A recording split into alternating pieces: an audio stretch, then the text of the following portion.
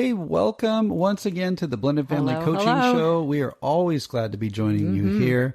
And this week is a continuation of the discussion we started last week, all about the easy wrong turns that step-parents can tend to make as it relates to these parent-child allegiances. This is actually the fourth episode that we've been talking about this because it is such a big topic. Now, if you happen to miss last week, it was episode 61. You might want to go back and listen to that first because on the other side of the intro, we're going to be picking up the conversation right where we left off. Yeah. All right, here's the intro, and we'll see you on the other side. Welcome to the Blended Family Coaching Show, where you'll discover how to move your step family from just surviving to truly thriving. Grab your headphones and listen in as we share practical, real-life strategies for building healthy bonds. Understanding the kids' perspective. Romance and partnership. Parenting with great teamwork. And yes, even co-parenting with a difficult ex. We're Mike and Kim Anderson, and we believe with the right tools, every step couple can overcome the common challenges of step-family life. Join us for authentic and sometimes comical conversations to discover how you can lead your family with confidence and create the future you really want. All right, let's talk about another easy wrong turn that we see a lot with the couples that we coach. And it sort of encompasses a bit of what we've talked about so far, being impatient and not fully understanding the perspectives of everyone in the family. But more specifically, this has to do with a lack of empathy towards the bio parent's struggle. Yeah. Now, this can be true for a childless step-parent who doesn't yet have biological children of their own. And because they might believe that moving from permissive to authoritative parenting should be somewhat simple for the bio parent, since they may not have any real hands-on parenting experience themselves, they probably don't fully get just how challenging it is for their spouse to move away from these long-standing patterns of parenting and do something new.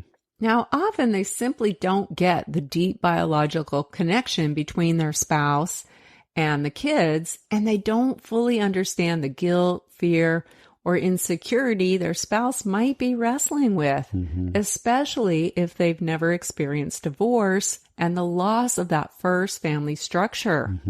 It's not that the step parent is insensitive. It's just that they haven't had the same parental and life experiences as the bio parent. So it's sometimes hard for them to relate to this struggle. Yeah, this one was really hard for me. I was a childless step parent coming into our relationship.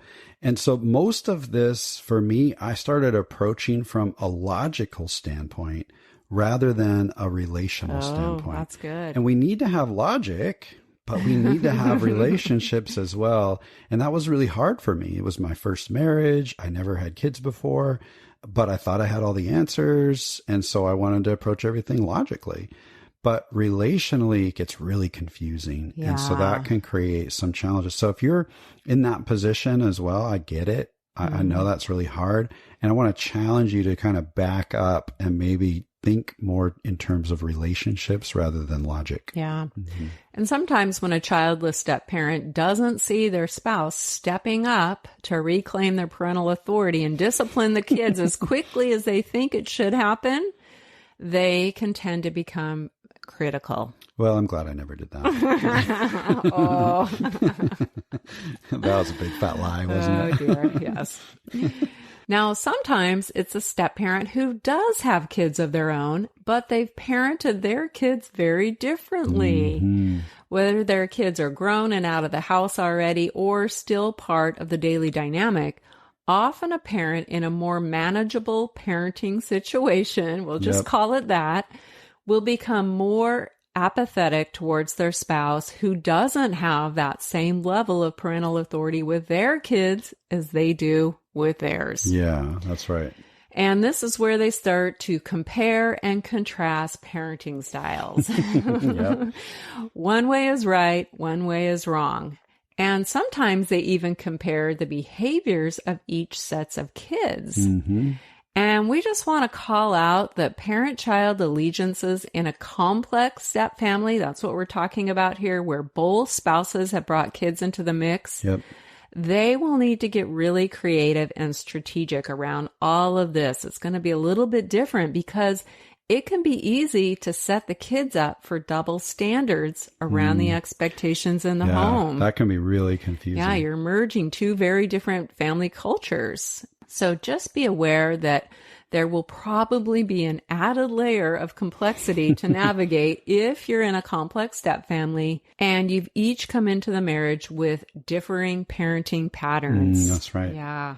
So in either case, whether you're the step parent who has kids or not, if you aren't able to empathize with your spouse and instead you become critical, you'll often begin labeling your spouse. Yeah. That's where this leads to. And you might think something like, oh, she just can't stand up and take charge. She lets the kids walk all over her. Mm-hmm. Or he thinks his kid should have an easy ride and not have to take any responsibility for their actions. That's right. Yeah. Now, this is going to have the same unfavorable outcomes as when a step parent labels the stepkids and holds on to these negative beliefs. Yeah, it's just focusing those labels on a different person. Yeah, they'll sabotage any chance of building unity as a couple because the bio parent will sense that they're being judged and deemed a bad parent. They'll crumble under the scrutiny and the pressure will be too much. And this is going to cause disconnection. That's right. The very opposite of what you're wanting to create, which is connection, right? And unified parenting as a team.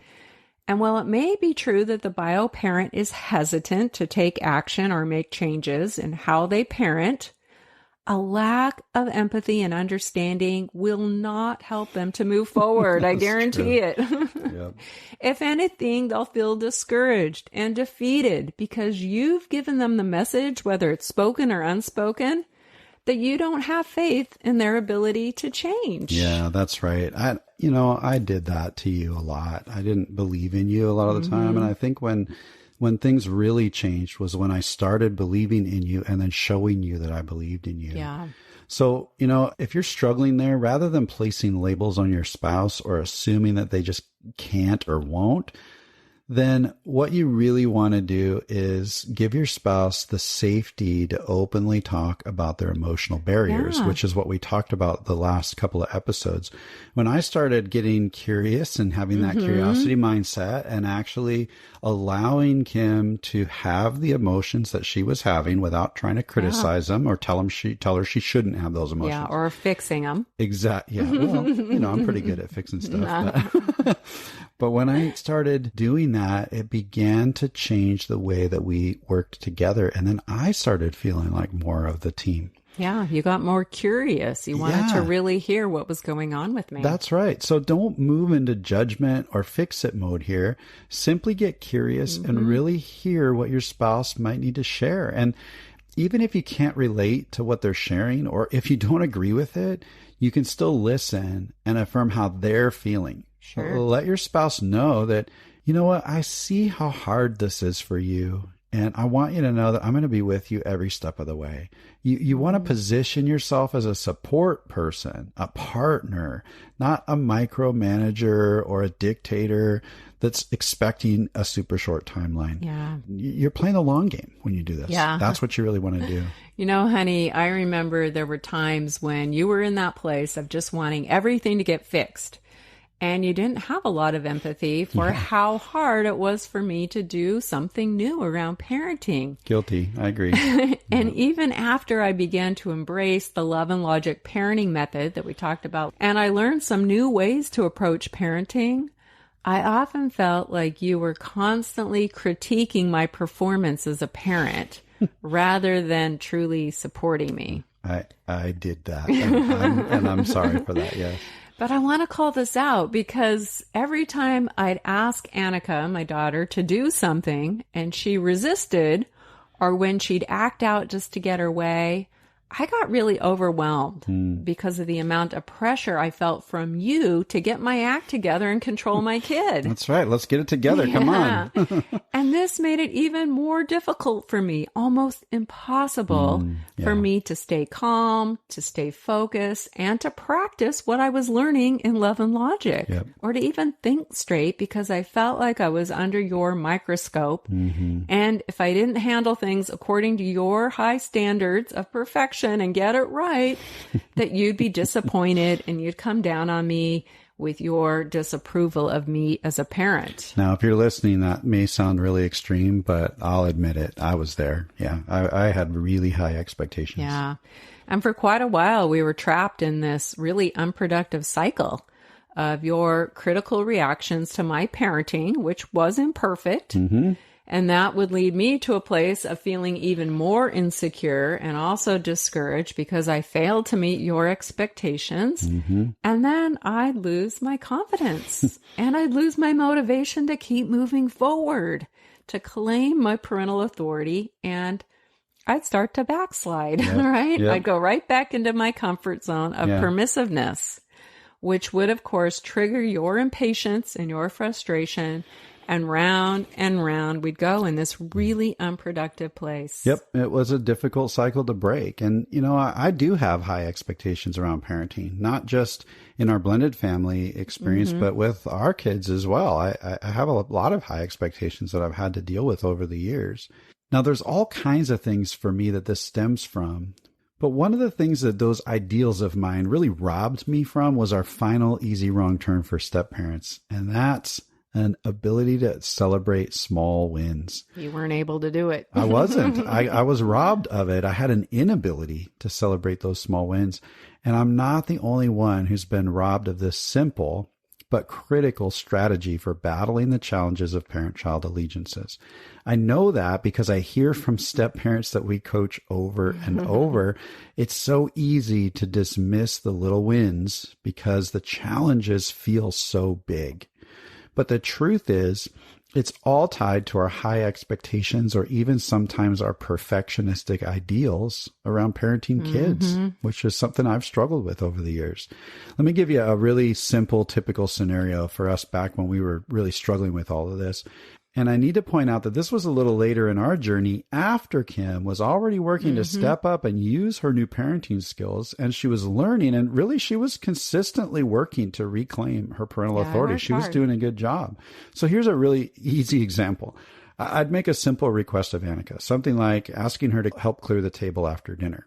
And Annika would maybe push back or simply ignore my request. And then, different than before, Kim would step in after she watched all this and she would back me up. She'd say, no, Annika, you need to get the table cleared. She'd use this emerging authority to let Annika know that it was time to do what she was asked to do and that the expectation would be that she would be responsible to take care of it.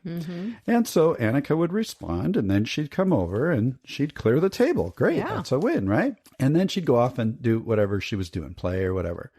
Well, a little while later, after we were cleaning up the rest of the kitchen, I'd noticed that the butter dish had not been cleared from the table, and it was just sitting there. Wasn't where it was supposed to be. So I would react and kind of blow up. Hey, Annika, get back in here. You haven't finished the job. You need to get back here and finish what you started. And then Kim would become irritated with me. She'd get upset for me being so nitpicky and critical of Annika. So she'd jump in to defend Annika. Then that would set the stage for conflict to erupt between us. And everything was basically undermining the progress that we were making as parenting partners. Yeah. What we're talking about here is this expectation of perfection. And when we fail to stop and just take the time to acknowledge the wins along the way, even the little wins, we're actually sabotaging the process of growth for ourselves. So in a situation like what I just described, if I'd just taken a moment to simply appreciate the fact that, number one, Kim backed me up and actually firmly communicated the expectation to Annika, we were working together there as a parenting team. That was a huge win for us. And the second thing was that Annika actually responded to Kim. That was a great indicator that Kim was doing what she needed to get her authority back. Annika and that didn't throw a Annika fit. didn't throw a fit. She wasn't going to manipulate her. She came back. She did what she was supposed to do. This is huge. Big wins. Right? In the moment, for me, it didn't necessarily feel like a big win. And I was robbed because of my perfectionistic ideals. Yeah. You know, these were big wins for us, and it was real progress. But instead of celebrating and giving Kim a high five and affirming Annika's efforts to help out, with the table, I chose to focus on what I perceived as being wrong. The one little thing that didn't go right. And I got really authoritarian, and I set out to right the wrong, right? There was injustice made for me because the butter dish was still on the table. And in those changes that she was making, it was never good enough, right? Yeah. And Annika felt attacked and hurt, and she'd put her best foot forward and simply forgot, something that wasn't that big of a deal. I'd be hurt and irritated and discouraged. Sure, but I would focus on that one little thing. And this took me a long time to figure out and get over because, again, I had really high expectations. Yeah. But over time, I learned that to really create a win is to focus on the progress, not every little bit of the outcome, even when the progress was imperfect. We talk about imperfect progress all the time. And I know I'm not the only one who struggles with this because we meet with step parents all the time who really get focused on what's not going right instead of those things that are going right. They'll say things like, well, too little, too late, or it's still not this and still not that. They'll point out all the flaws rather than celebrate the wins. Exactly. And we get robbed. We rob ourselves of the opportunity to celebrate. I could have invited Kim into a conversation of what we could do to make it better next time. Sure, right? we could work together. I could celebrate the win first and then work together to fix it. It doesn't mean that we just ignore the butter dish. Right. But it does mean that we approach things in a different way. So, I could have easily done 3 simple things. First, I could have pointed out the win and celebrated it. Then I could have taken note on the one thing that might be better next time. And then I could have asked Kim and invited her in to what she thought we could do to keep improving. Something like this. Honey, that was awesome. Thanks for backing me up on the whole clearing the table thing. And did you notice how Annika responded to you when you did? She jumped on it and she actually had a pretty good attitude. Like there's a celebration, right? It seems like we're making great progress. Great job. And I could have given Kim a high five, or maybe we could have done a hug or whatever.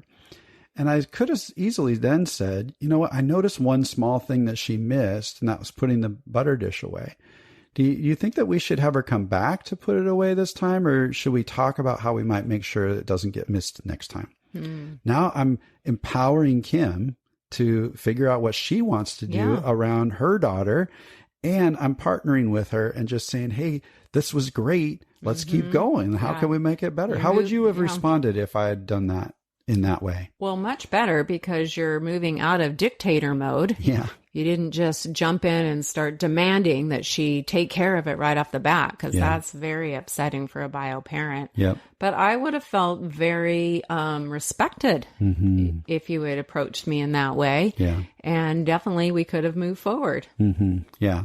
So this is so important, especially while you're making progress, regardless of how imperfect it is. Notice those times when your spouse is making progress. And then if it's not exactly what you're thinking, that let them figure out how to make even more progress, right?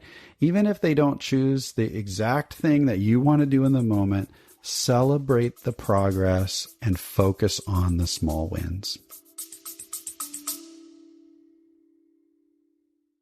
We're so excited to let you know about something brand new we've created just for you. We've realized that with so many episodes available here on the show, it might feel a bit overwhelming to find the topics that matter most to you. That's why we've created a simple tool for you to receive a personalized playlist focused on your current struggle or your biggest challenge. That's right. It's called the Blended Family Breakthrough Quiz. You'll answer just a few questions, and based on your responses, we'll email you a curated custom playlist of episodes that are specific to you. This simple quiz will direct you to the most impactful episodes that pertain to you personally and keep you on track in your journey of discovery, learning, and growth. So scroll all the way to the bottom of the show notes for this episode and click the link to take the Blended Family Breakthrough Quiz today. Okay, let's get back to the discussion. Yeah. I mean, if you're a step parent and you truly want to partner with your spouse and move beyond parent-child allegiances, you really are going to need to learn how to accept imperfect progress and let some of these little things go. If you had approached me in that way that you just described, honey, that would have motivated me to keep doing what I was doing rather than demotivated me because I felt like I could never get it right. Yeah. Now, I can just hear the rebuttal from step parents out there. Oh, dear. Well, why? Because it would have been my rebuttal? Yes, yeah. Well, shouldn't we be teaching the kids about excellence and a job well done? And my spouse should be making sure that the expectation is completely met and that the kids aren't slacking in this. What's wrong with that? Well, what I want to say to you is that you're right. Yeah. These are valid.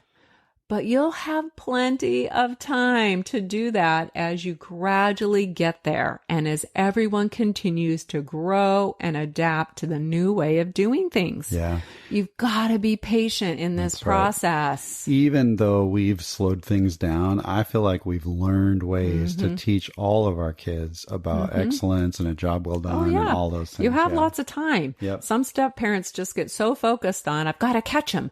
They're not doing it right. I need to correct every little thing.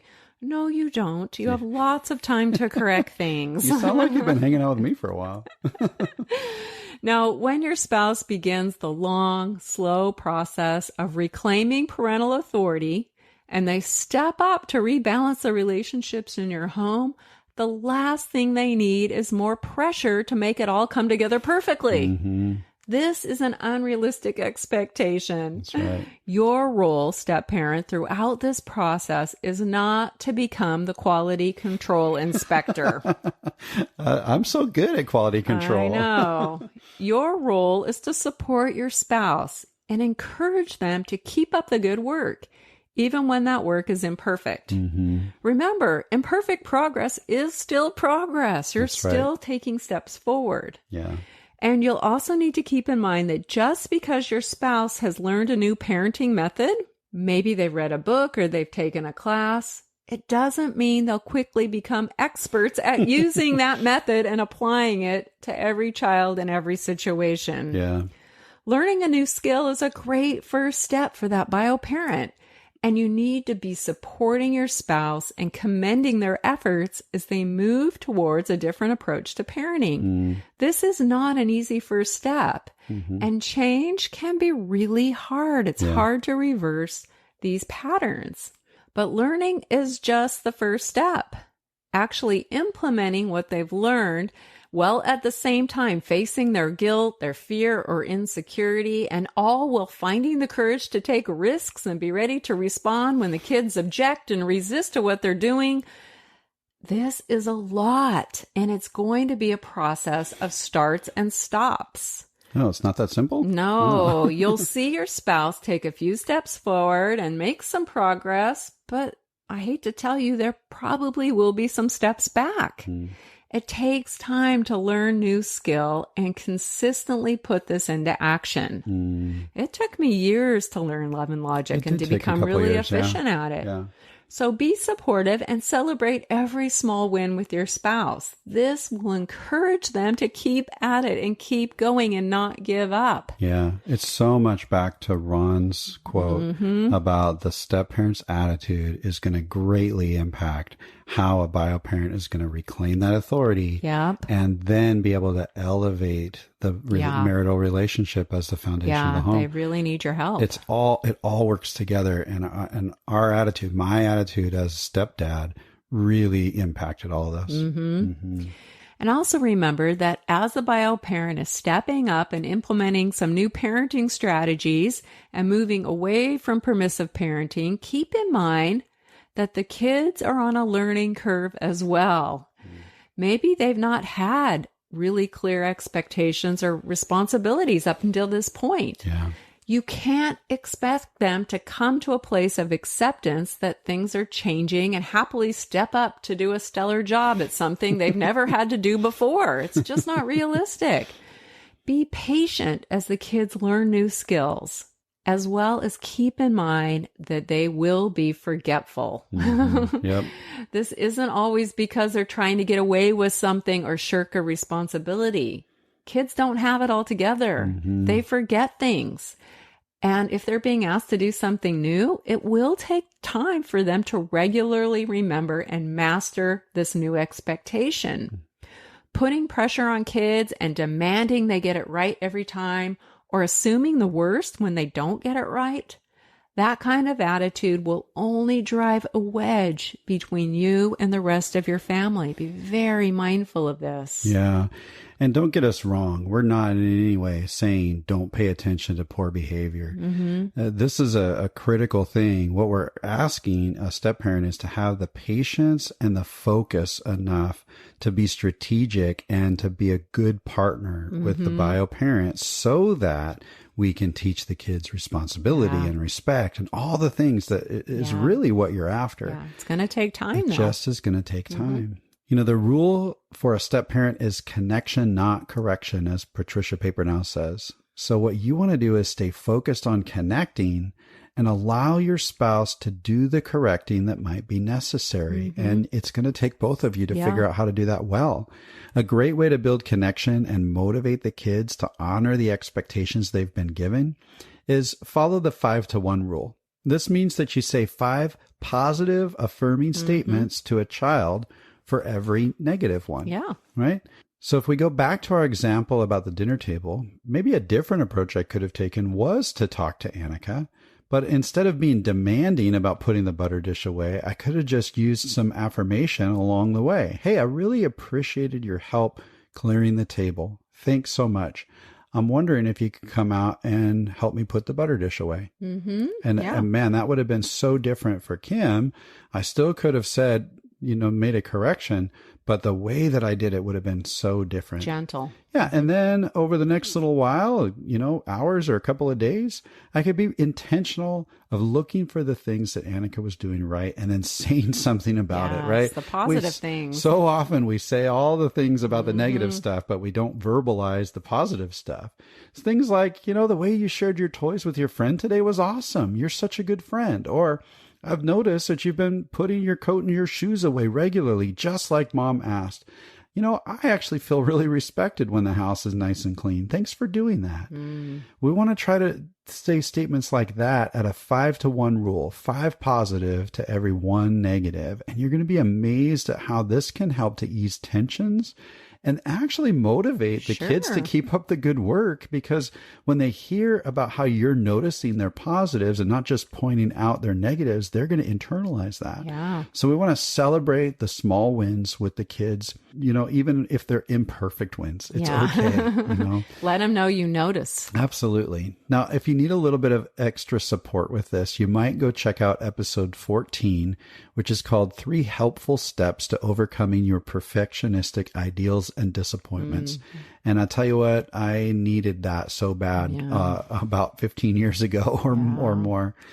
And if you're struggling with a lot of negative feelings about your stepchild, maybe you believe that they're ruining your marriage, or you're just so frustrated and irritated with them, you might want to go back and check out episodes 46 and 47, and we'll link to those in the show notes. And in those episodes, I talk about something that can be really hard for most of us step-parents to admit.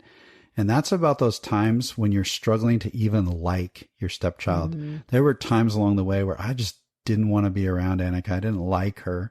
And that's hard to say and it's hard to own, but it's true for not just me, but for a lot of step-parents. And many of us have been there, especially when there's this parent-child allegiance that's going on. Yeah, and you're in pain. Yeah, so if that's you, go check out those episodes. All right, we have thrown a lot at you in this episode, and we hope that it challenged step-parents to avoid some of those easy wrong turns and really think through the parent-child allegiance going on in your home and how your attitude might be making things more difficult And all it really takes is a mindset shift to start making things a little bit better. Remember some of these approaches that you can take around all this. Maybe you're struggling with impatience and you just need to readjust your expectations. Sure. You might be holding on to that critical mindset about the kids, and you might need to take some time to learn more about kids' perspectives, and that could be really helpful in opening your perspective. Maybe you're struggling a little bit with your role when it comes to parenting, and you're sliding into that authoritarian, that dictatorship type of parenting. You want to make an effort to understand your role as a step parent, and that could really help you.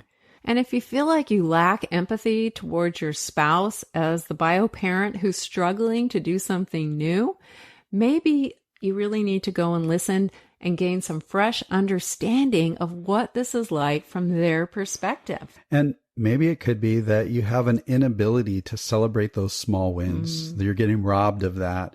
Imperfect wins is where you need to focus and just keep supporting your spouse and affirming your stepkids. That can make a huge difference. And bio parents, we really hope that this gave you a little more of an understanding of the challenges your spouse might be experiencing as a step parent. And just like we're calling step parents to have patience, you need to have some patience too, as your spouse starts to challenge their own mindset and make some adjustments around all this. It's not going to happen overnight. That's right, yeah. We all need to be patient with each other. That's right. So next week, we're going to be talking about how to build more unity as you rebalance all these relationships in your home and gradually work to elevate your marriage. So we've talked about the bio parent challenges. We've talked about the step parent challenges. And now we've got some practical tips for teamwork. You're not going to want to miss it. Absolutely. But for now, this makes this episode a wrap. Until next time.